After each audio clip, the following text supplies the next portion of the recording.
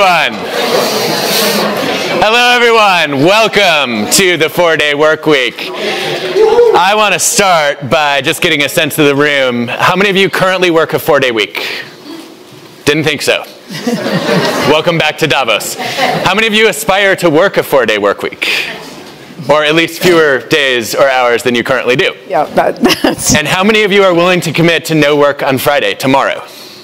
Okay, we're gonna try to get some of you to rethink your stances here and change some behaviors. So I'm Adam Grant. I'm an organizational psychologist at Wharton. Delighted to have a chance to discuss this pressing topic with a panel that has a lot of expertise and experience. Maybe just to kick us off, I think a lot of you have probably followed the trial that the 4-day week organization has done, primarily in the UK. They did an independent analysis led by Juliet Shore, a sociologist of work. They had dozens of companies do a 6-month trial of a 4-day week, and the results are pretty encouraging. They find that across the board, burnout, stress, and anxiety are down. Pace of work actually goes up, so people work faster and more efficiently. There's a term for that. It's called Parkinson's Law. It's the idea that work expands to fill the time that you have in your day, and it also can shrink to fill shorter windows of time, which is kind of exciting. Revenue is up over 8%. And over 37% above where it was the prior year at that time. So there are actually some productivity gains from working less, it seems. And also satisfaction is higher, work-life balance has improved, people exercise more, they have more time for leisure and hobbies, and they even sleep better when they work less. So we're done. 4-day week, case is made, right? Every single organization here in Davos is going to implement it. Maybe not so fast. I want to talk today about why we might want to consider the 4-day week, what are the challenges, how might we make it happen, and what's going to happen in the future. Are you all ready? Okay, let's do it. So let me start with Corine, Employment Minister in the Netherlands.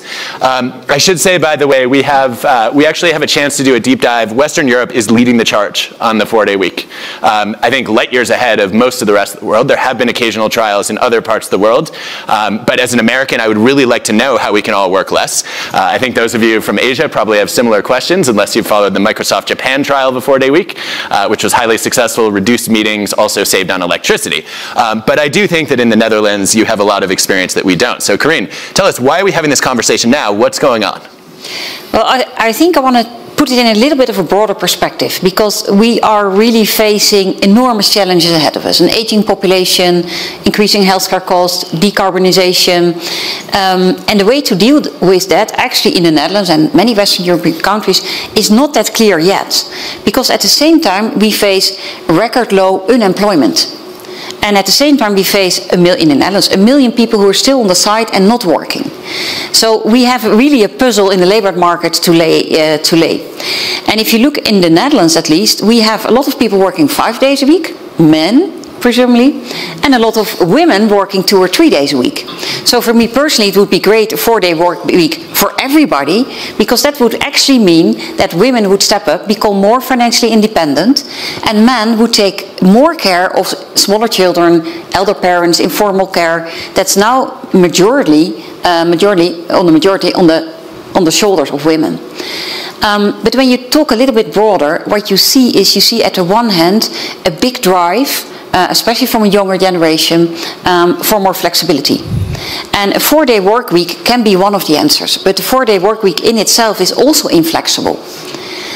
Maybe flexibility is also about the hours that you can work, the starting hours. Maybe you want to work 3 months full-time and then 3 months off. Maybe you want to be a ski instructor in winter, an IC nurse in summer.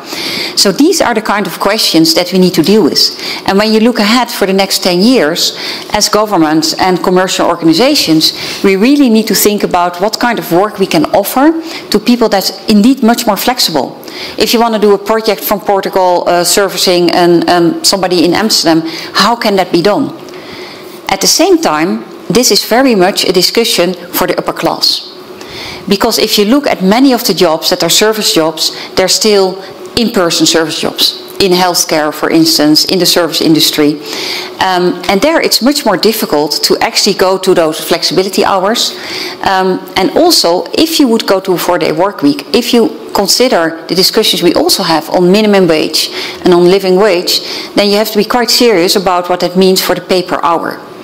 And that is also a difficult discussion, of course, because that actually means you have to increase wages to make sure that people can still make their rent and pay their bills.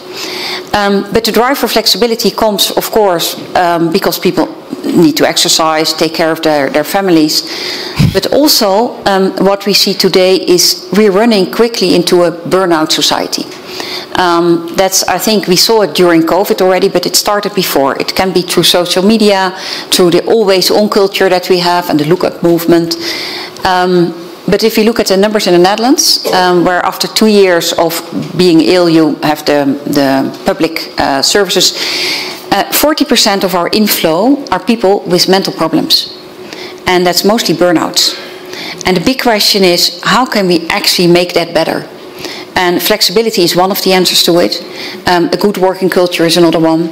And also stretching out, I think, your work over more of your lifetime. That's also a question of flexibility, that maybe there are times in your life when you have small children or elderly parents, you want to work a little bit less, and 3-4 years later, you want to pick it up again. Yeah. So I think that's the broader question, and the how is the next question. Yeah, well, I think that's given us already a lot to think about, so problem solved. But I think the point about flexibility is really important, and it relates to the work that the forum is doing more broadly on not just creating jobs, but actually creating high-quality jobs. WEF has put together a framework for thinking about what does it mean to actually have good work, and flexibility is one of the pillars of this. Sander, we were just talking about this yesterday. You are the CEO of Randstad, a big HR consulting firm. Talk to us about what the demand for the 4-day week is looking like. Are there benefits for attracting and retaining and motivating people? What does the landscape look like in the Netherlands and beyond? Well, I always take the global perspective. We're a global talent company. We have 700,000 people working day in, day out at our clients. And I would say, why flexibility? Why 4-day work week? What I say to my clients or to our clients is, this is not because you want to be a charity or something like that. No, this is a business imperative.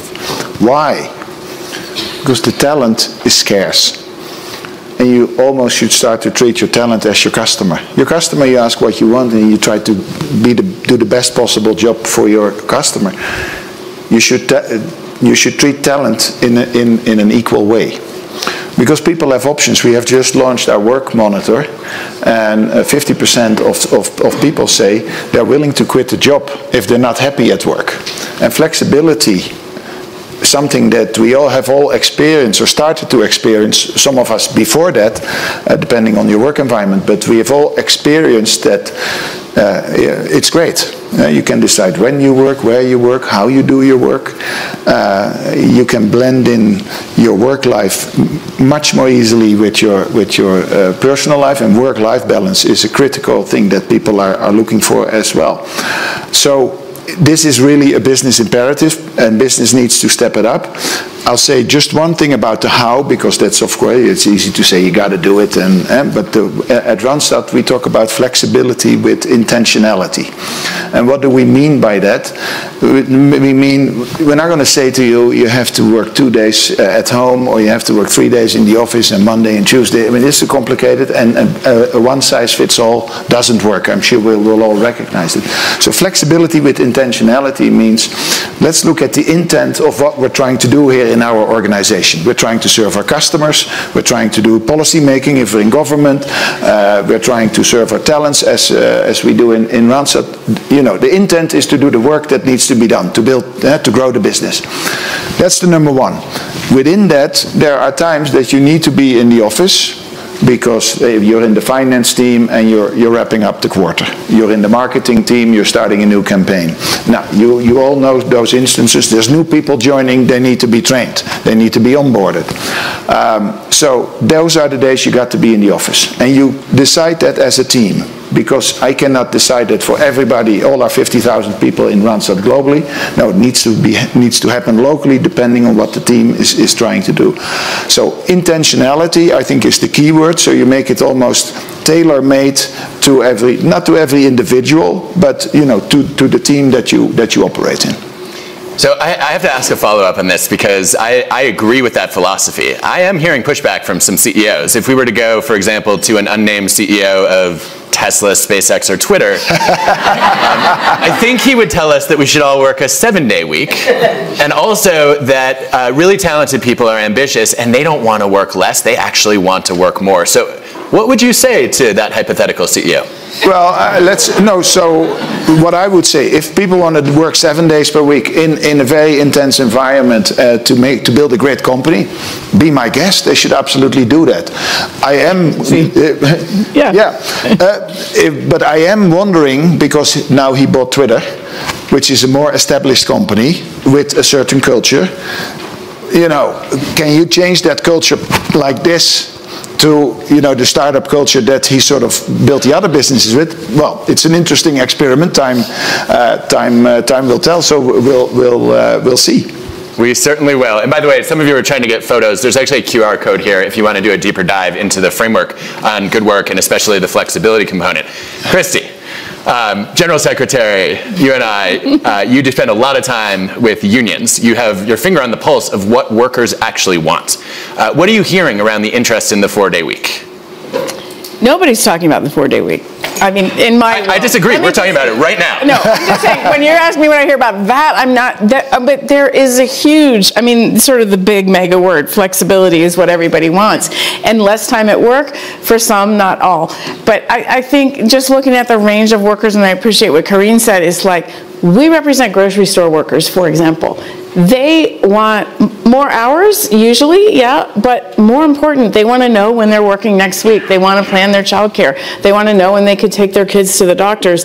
And algorithmic management has come into their lives so that they no longer work every Tuesday and Thursday. It depends what the algorithm predicts, and they often don't know their schedule. So scheduling is really important for low-wage, predominantly women workers in care, in grocery stores, things like that. On the other extreme, we have people who are film producing, you know, and like on the sets, and they're expected to work 15 hours a day during the time of production, and they're trying to get an 8-hour break between you know, and that's what they almost had a strike over last year. So they're happy to do 15-hour stretches, but like, could they have, you know, at least an 8-hour break or a 9, and you know, and then you've got, you know, we've got workers producing video games. They have the crunch. They have to work maybe 24 hours a day to meet some deadlines, but they want, and they're like, okay, like, let's fix that. We don't want to work that many hours, but or IT workers, a little bit less pressure than the ones on the crunch,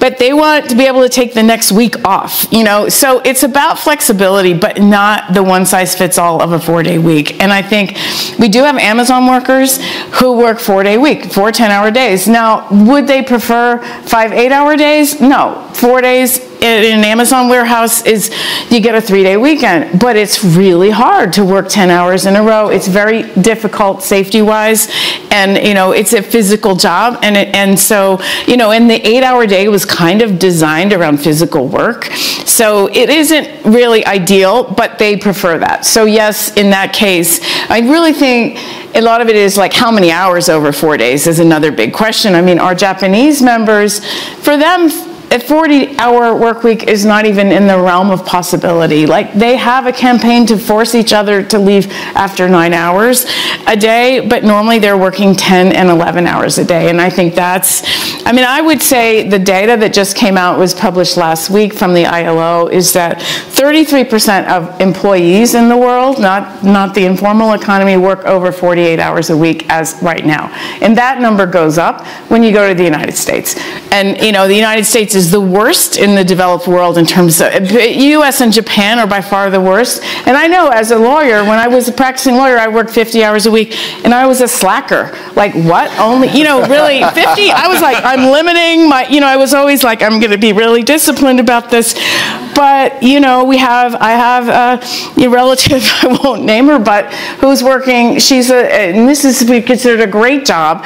They work between 9 and 10 hours a day for 9 days, and they get the 10th day off, and that's great. You get every other Friday off, and that would be sort of in that 4-day week environment, but you're still working that 9-10 hour day. And I think, I just want to close, I have a lot to say about this, but I do think negotiating with workers is really important. That's the key. You know, it's not just about deciding. You know, we, you know, believe unions have a big role in that, and it has to be attached to dignity. And of course, rather work 4 days than 5, no question. But for some who are already working 60 hours, do they, you know, what does that mean in terms of the number of hours? You know, it's a real whole cultural approach to how much you have to actually work. And part of that I would throw in is vacation time, because you know in the U.S. you have no right to paid vacation, and it depends on the company what they allow. And in Europe, you mostly start with 4 weeks, even as a new employee, and that is also about time off from work. And I think that when you have to consider that, and some people would rather have a 5-day work week and have 6 weeks off, you know, and that's another, I mean, that's sort of like our option, and where I work is you get a fair amount of time off, but it's not organized as a 4-day work week. So I think there's so many variations to this theme, and yes, of course, I love to work a 4-day week. I'd love to work a 5-day week. You know, I think that it's really, what's the starting point? And there's so much difference. There's such a big range, and we have to think about those 22% of the world's workers who aren't working a full-time job. And that, again, that does not include the informal economy, where those workers are just, they don't know from one week to the next what they're going to work. So there's just such a huge amount of range, and we just need to have some negotiation over this, and this is a big demand for our unions, big demand for workers, and yeah, it's all in there. You're reminding me of the time I was advising an investment bank, and I asked a basic question about work-life balance, and somebody said, I have great work-life balance. What? I said, yeah, I have work, that's my life.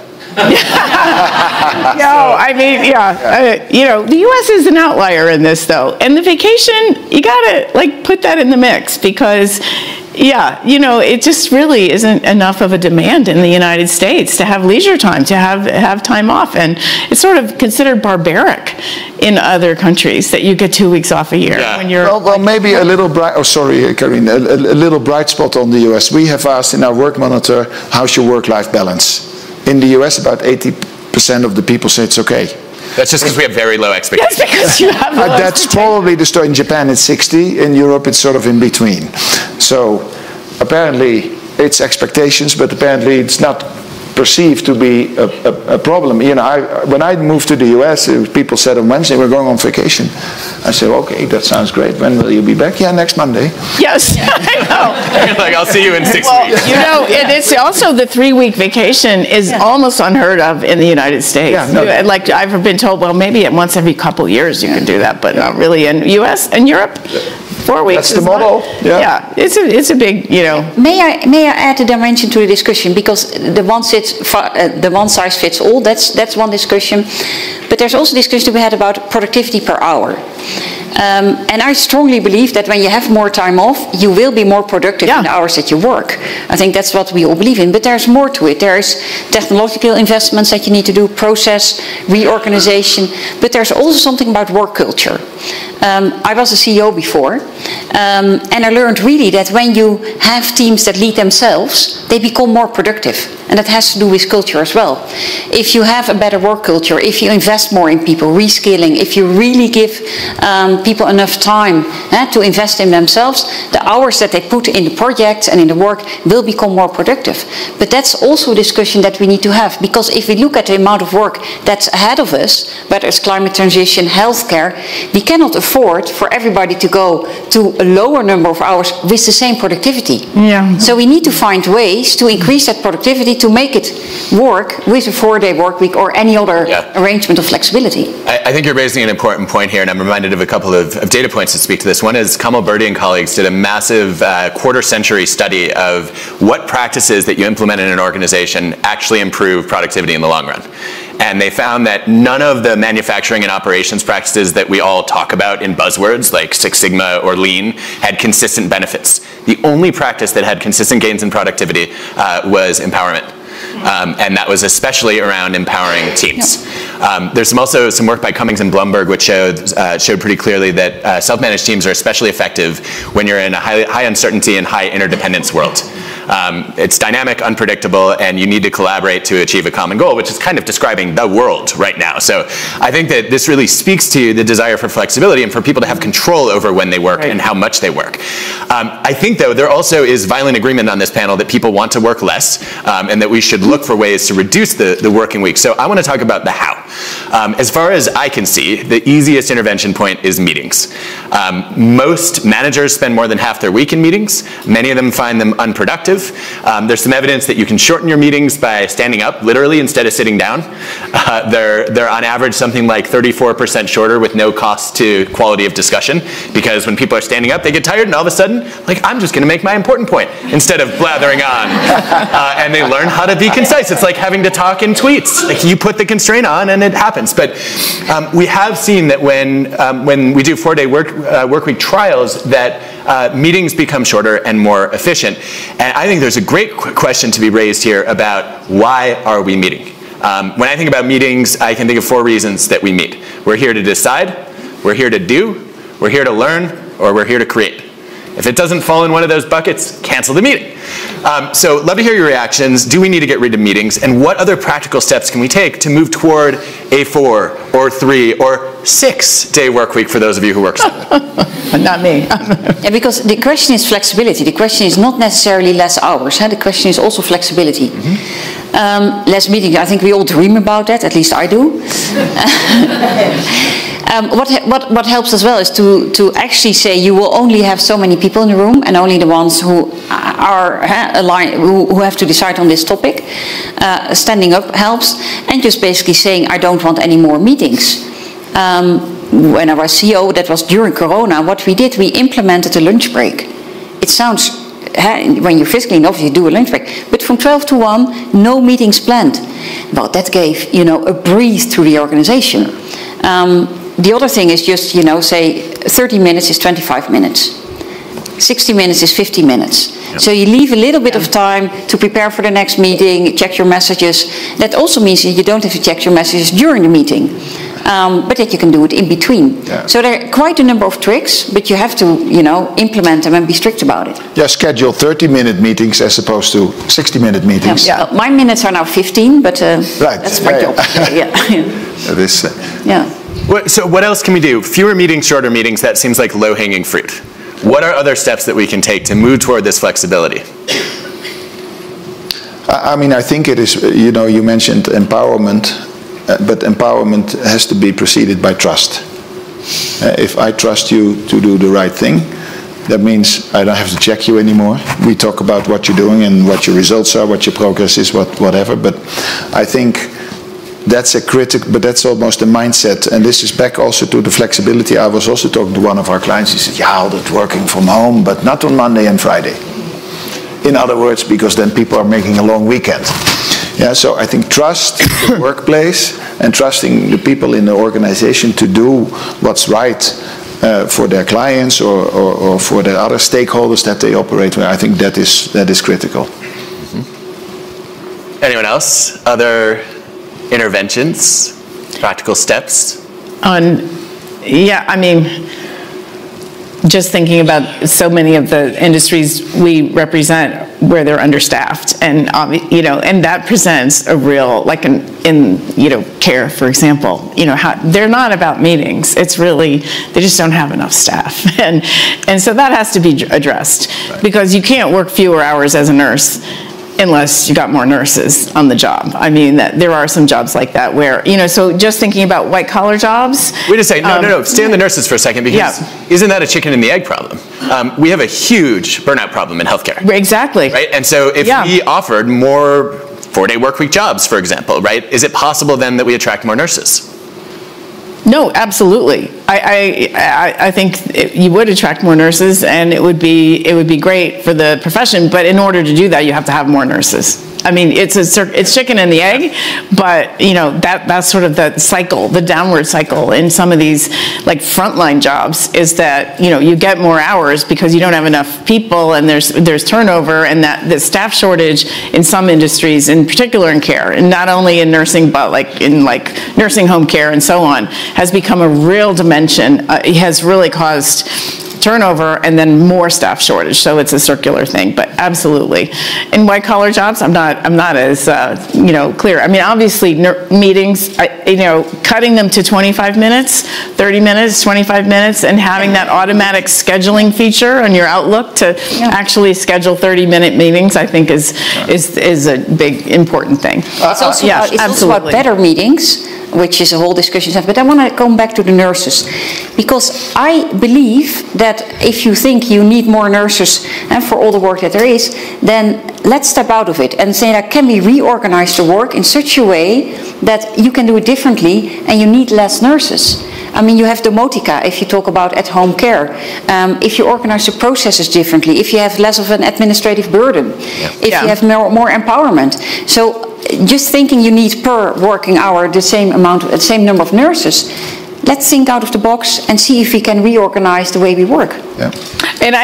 And there's a lot of discussion about administrative burden for healthcare workers in general and how to reduce that. And electronic medical records don't go in the other direction. The trends kind of go in the other direction as more admin burden, is what we're seeing. But yes, absolutely, you could cut that.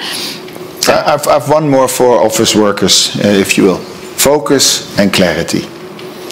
Be clear in your organization what is important, what your strategy is, what you want to focus on. I think that is really important, because there are so many times, and I see it in our organization, people say, oh, wouldn't it be great if? And then leadership doesn't really want to say, that's a great idea, but not for us now. Yeah, and then they start a working group, and then it's sort of, there's a lot of dust, and then they start working, and then sort of 6 months later it sizzles out. And in fact, it has been a useless exercise because of leadership not saying, listen, great idea, but not for us now. I think it has worked for me really well, just as a bit of free advice for the room. Yeah, no, I think it's anytime somebody says, what if we, or why don't we try, right? That's an invitation, it's an opportunity to experiment.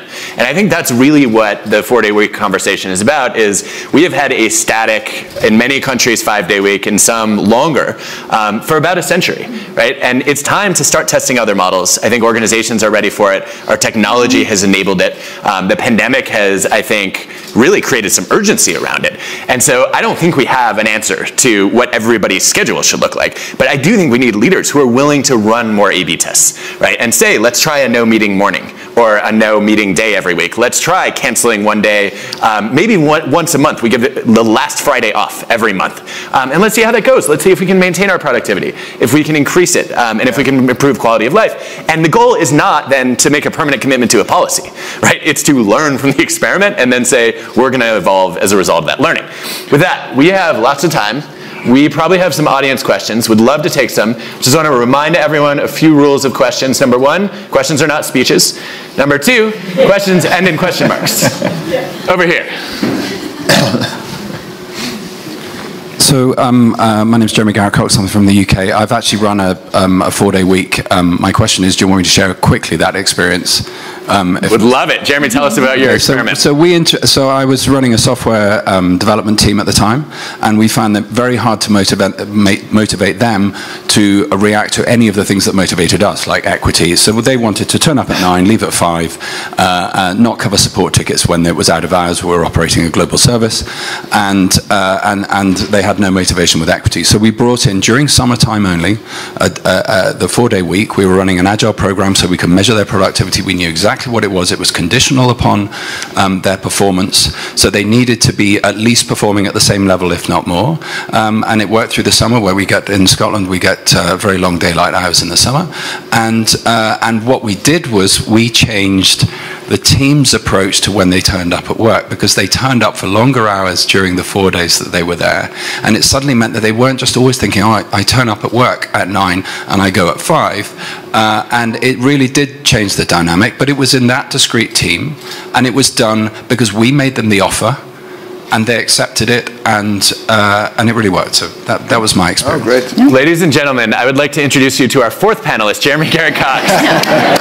That's a great example, and I do think there's a big opportunity here to say the 4-day week does not have to be treated like a perk if you're going to try it. It's an incentive. Perpetual Guardian did this in New Zealand. They said, we're going to hire people, we're going to start them on a 5-day week, and then we'll trial the 4-day week for them, and if they can prove they're just as productive or more so, then we'll let them keep it. Seems like a smart experiment to me. Others? Other questions in the audience? Right over here, we have a mic coming.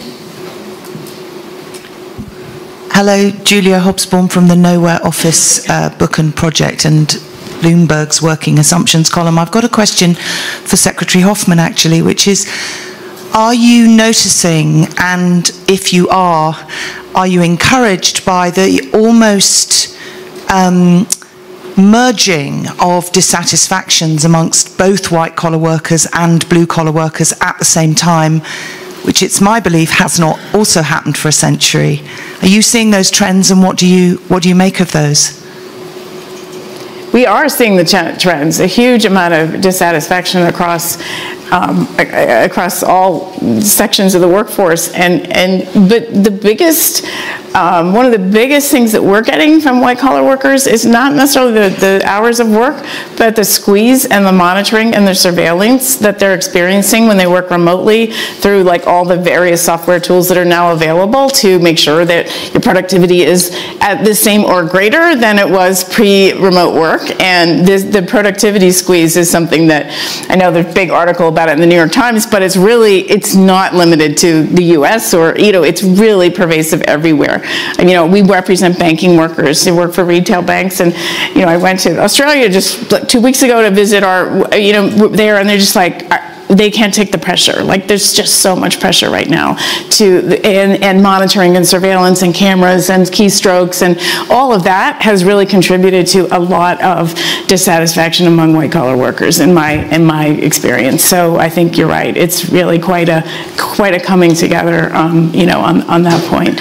And again, they weren't asking for more time off, although the other thing that we get a lot, and I think this really came out in the pandemic more so than ever, is this like never off kind of like right to disconnect is really important, that we respect that, you don't get emails after 7 o'clock at night unless it's an emergency. But this tendency of alongside flexibility, and some people are working in the different hours than others, but this constant stream of emails, which is really stressful, and it's measurable stressful, and you get a work email at 9 o'clock at night when you're putting your kids to bed, and it really throws off. It can really be bad for your mental health and having time off, really legitimately time off. So I think those are two big things, is like the never off kind of phenomenon, and we're making some really big progresses, and some countries have legislated the right to disconnect, and you cannot send an email after a certain time. And I know you probably have a lot to say on that too, but I think those are two issues that we hear about a lot.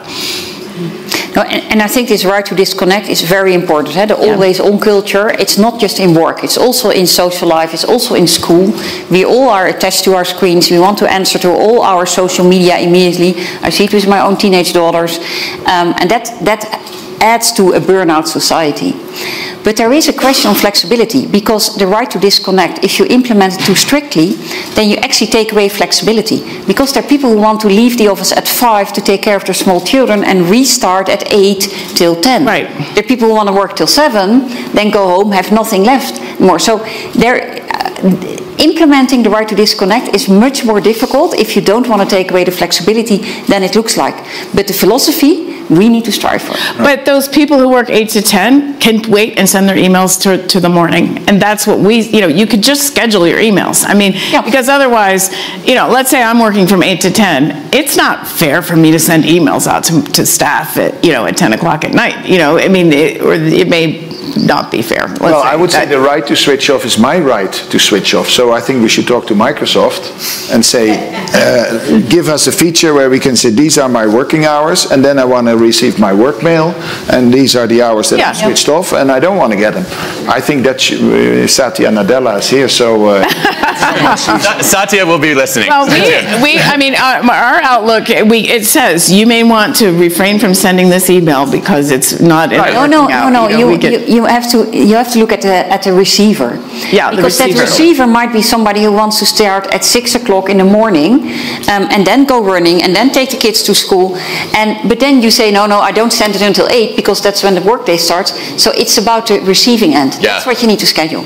All right, 2 quick things before we go to more audience questions. One is there's research on the email urgency bias, which shows that we actually overestimate how quickly people expect a response. And so this is an organizational norm conversation that has to happen, right? What are reasonable response times? And ideally, that's flagged in every email, right? I do not need to hear back from you for at least 48 hours. And hopefully then it makes it a little bit easier for people to not get sucked into that cycle. Secondly, the monitoring and surveillance problem that we see, can we just put on the record that if you have to monitor your employees, you have failed as a manager?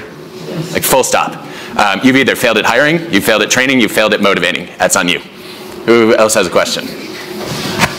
Microphone's coming. Hi, I'm Sylvia. First of all, thank you for a brilliant discussion so far. I would love to hear a bit more about leadership skills that you think we need today in this environment that you've just described. Who wants it? Yeah. You're the CEO. I go back to, I think trust is a very important leadership skill. Trust means because not everybody works in the same way as you do. And I had to learn that when I was a young manager. I was in a consulting company. I had to learn that, as we say in Dutch, there are multiple ways leading to Rome. And if you want to do it in your hours, in your way, and you come with a great result, that's fine. So trust, I think trusting your team, trusting your co-workers to do what they need to do. Also give feedback if they don't, because that's part of the story. But trust, I think, is very important. I think adding on trust is a shared vision. And how do you get to a shared vision is to have a collective thinking about it, but then also be decisive about what that shared vision is, communicate it very well, and then trust people to act upon that vision. Because they also need clarity where they need to go. Another thing that I learned over the years is the power of diversity. If you have more diverse teams, and diversity is not only gender diversity, it's by culture, it's old and young, different work experience, blue collar, white collar. But if you have a really diverse discussion, you get to better decisions. And better decisions inspire people. People can smell when a decision is bad. People can smell when your narrative is not logical, when you haven't thought it through.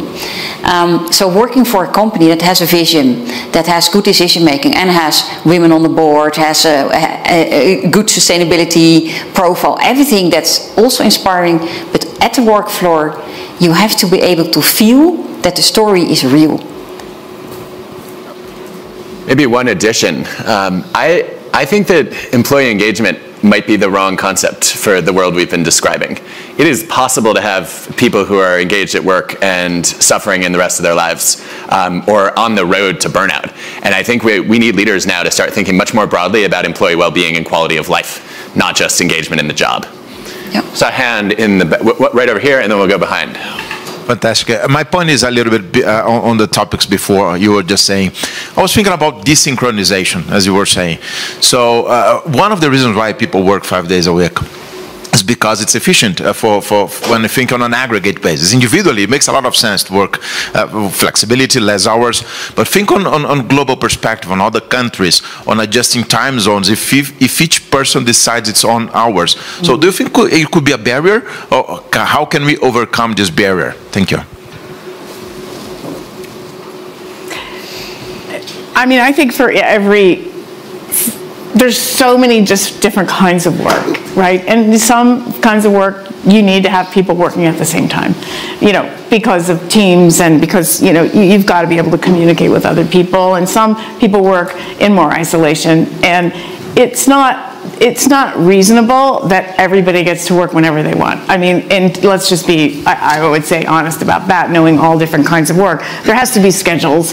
You have to know when is your day to show up at the grocery store, whatever. I mean, you don't just get to, you know, so there have to be schedules, and I think that it just really depends on, you know, what are the times when you need to be available, and then can you be more flexible in that context. But, you know, we do a lot of negotiations with employers about remote work, because that is one aspect of flexibility. And in many, many jobs, you can't be remote all the time, and hardly anybody wants full-time remote workers. Let's say some do, call centers, but then it's not like you don't get to choose your hours. You work from home, but here's what your assignment is. And there's still many jobs where there's shift work, like an Amazon warehouse. You don't get to decide this week I'm going to work these 4 days and not those 4 days. So I think that it really depends. But in remote work, you know, you've got to have a discussion about when does it, intentionality is really important, like not just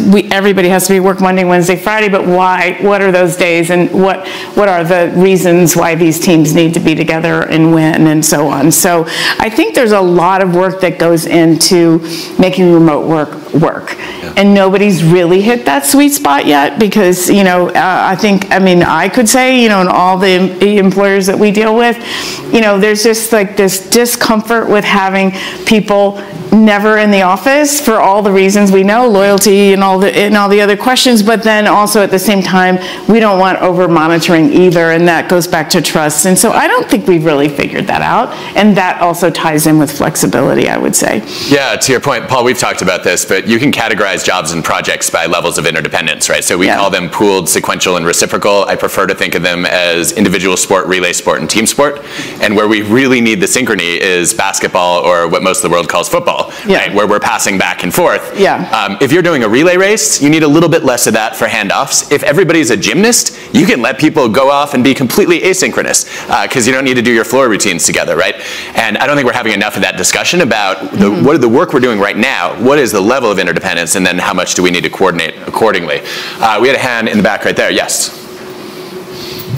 So my question is, we used to talk about a work family, and when I started to work, these people became a part of my family, and I was happy to see them, and I was happy to spend time with them. But now when we shorten the time of work, and if we get more flexible also for the company, how can they build a company culture if people aren't around? How can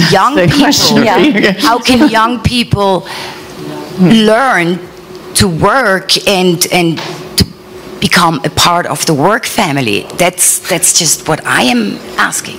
Sander, you want to enlighten us? That's the intentionality. How the work gets done, how do we train young people, how do we keep our culture, and that's an ongoing discussion. I like to see this as a global experiment, at a scale that we haven't seen before. So Adam, you must have a great time. You know, so we're working through that. We are working at Randstad. We're working through that as a company. We're working through that with our clients, with our industrial clients. We're looking at self-scheduling, things like that. So we're sort of, we're all coming to grips with that. My experience with young people is, you know, if they have an office environment and you know, they have the opportunity to be flexible, they really would prefer to be around each other and around their colleagues for 1 or 2 days a week and work 4 days a week instead of 5. And you know, they like to have that engagement because they know they're not getting that mentorship, and there's a lot of things they're not getting by full-time remote. Nobody really loves that. At least, you know, some do, but I think they like that engagement, but they'd rather work less. Yeah, this is exactly what Nick Bloom's data show. If you go to wfhresearch.com, monthly surveys, huge cross-section of people across industries. Young people want to show up part of the time to build community and also to learn and get mentored. It's often the next stage of the career where you have young kids, or you're busier, where you want the extra flexibility. And I think we need to accommodate that. Anne. Hi, Anne Schumann.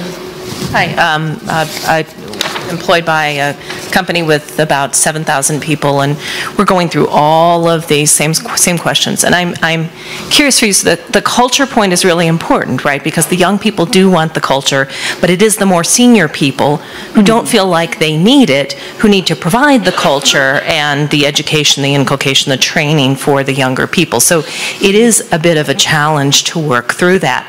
And we're experimenting and floundering a little bit like everyone. I'm curious if there's any research to date that talks about the effectiveness of virtual versus in-person versus hybrid meetings, because one of the challenges that we have had is everybody individual, it's a collective action problem, everybody individually would prefer additional flexibility, but the end outcome that you get is a little dysfunctional because people are all over the place. So what we've done is gone to anchor days.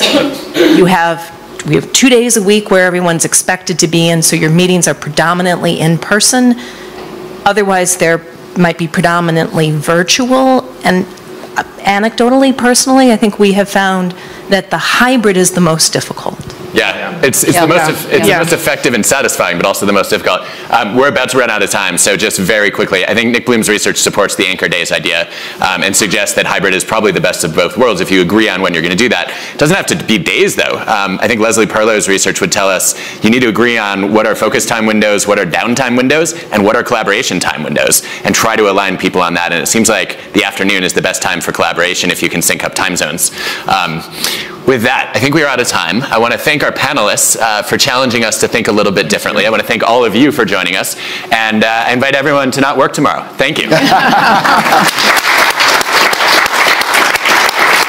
like that. Focused.